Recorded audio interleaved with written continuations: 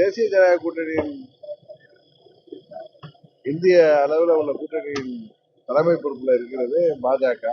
அவர்கள் தான் கூட்டணியை இன்னும் பலப்படுத்துவதற்கான முயற்சிகளை தமிழ்நாட்டில் எடுத்துக்கொண்டிருக்கிறார்கள். அதற்கு நாங்கள் எல்லாரும் உறுதுணையாக இருப்போம். அது அமித்ஷா மோடியை பார்த்து எங்களுக்கு பயம் இல்ல, மக்களவை தேர்தலில் 5 முறை மோடி தான் இங்க வந்து பிரச்சாரம் பண்ணாததால எங்களுக்கு பயம் ஒண்ணும் கிடையாது அப்படின்னு ஆராசா சொல்லியிருக்காரு.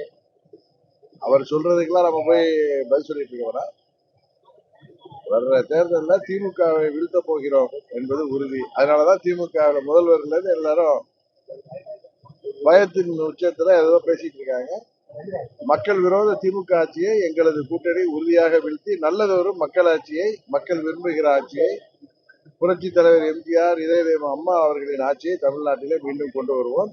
என்டிஏ கூட்டணி சார்பாக திமுக கூட்டணியில் உள்ளவங்க அதிமுக பாஜக சேருவது வந்து விமர்சனம் சொல்லிட்டு இருக்காங்க. அதை பத்தி எப்படி பாக்குறீங்க? ஏற்கனவே திமுகவும் 99ல இருந்து 2004 வரைக்கும் பிஜேபி கூட்டணியில மத்திய அமைச்சர்களாக இருந்தவர்கள் தான். அன்றைக்கு அவர்கள் எப்பயுமே மாத்தி மாத்தி பேசுறது உங்களுக்கு தெரியும். அதனால அவர்கள் பேசுறதெல்லாம் பெருசா எடுத்துக்கலாம், பயத்தில் பேசுறாரு.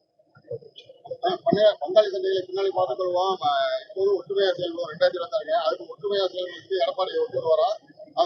அதாவது தேசிய ஜனநாயக கூட்டணி கட்சிகள் அனைவரும் ஒற்றுமையாக செயல்படுவோம். உங்க ஊடக நண்பர் வந்து அங்க மதுரையில கேட்கிறப்ப உங்களுக்குள்ளார நிறைய பிரச்சனை இருக்குன்னாரு. பங்காளி சண்டை இருக்கிறது உண்மைதானே, அதான் கேட்குறீங்க. அதையெல்லாம் தள்ளி வைத்து விட்டு எங்களுடைய ஒரே இலக்கு திமுக வீழ்த்த வேண்டும் என்பதுதான் சொல்லி நான் பதில் சொன்னேன்.